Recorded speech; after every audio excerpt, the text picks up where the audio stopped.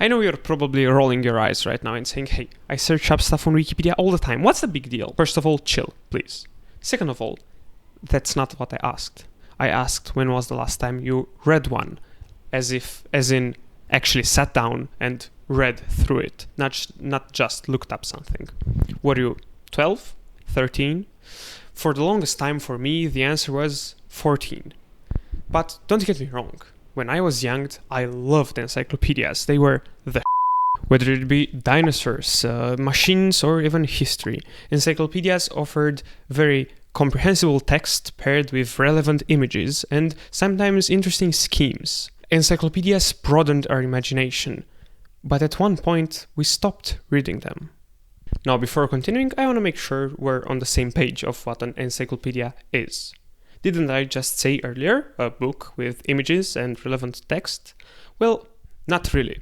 If you say that, I have this counterexample. The history of hentai manga certainly isn't an encyclopedia. Yes, the book does have text paired with relevant images and centering around a theme. I wonder what that is. But it's certainly not an encyclopedia. For that, we'll have to find a definition.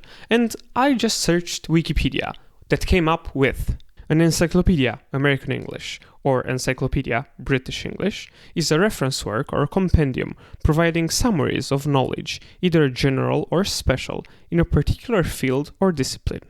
And for me, that definition is good enough. The definition also holds the first argument I wanted to make to say why encyclopedias are awesome. General knowledge. Now, a lot of people would say that being smart requires having very specific knowledge in a niche field. But I'd argue that having a very broad knowledge, even if it's not deep, is invaluable. And that's exactly what encyclopedias excel at. They're a summary, a compendium of knowledge. You get a lot of information from a broad range that's easy to understand. Let's be honest, encyclopedias are fun, and that's because they're built to be easy to read. You don't really have to wrap your head around the difficult concepts or what the author meant. They're meant to be a summary, a compendium of knowledge. Thus, they are easy to understand and they are built to be so. In the beginning of the video, I said this. For the longest time for me, the answer was 14. It's because a few months ago, I started reading this. The Little Book of Philosophy is certainly an encyclopedia, even though the title might not suggest that. It's a compendium of philosophical works from history, and even though it summarizes a lot, thus losing a lot of information, it's certainly easier to read, and also holds the second reason why I think encyclopedias are awesome. References. If it weren't for this book, I wouldn't have read this book. Encyclopedias are great at having references to relevant works. Encyclopedias are summaries, thus they need to be based on something, and they often need to point to that something that they are summarizing. Thus, encyclopedias are not only a great entry point into a subject, but also a great guide, giving you a heads up on what's to come and what you should pay attention to.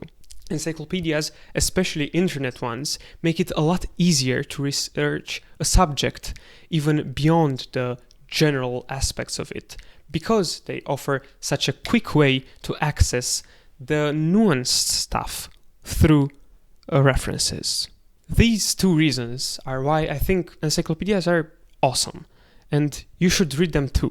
You'll gain a lot of knowledge, and in a pretty fun way too. You have images and schemes, and the text is broken down into paragraphs that are easy to understand. And if you want to go beyond, there's a very easy and quick way to do that.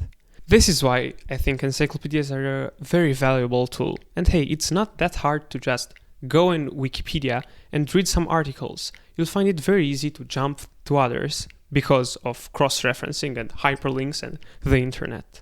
But even if it's just a paper encyclopedia, a book, I think you'll find a lot of knowledge just waiting for you. In the end, I wanted to thank you for watching the video. Maybe consider subscribing, maybe consider leaving a comment, and if you want to see more, go down in the links in the description and my other videos. Thank you and have a great time.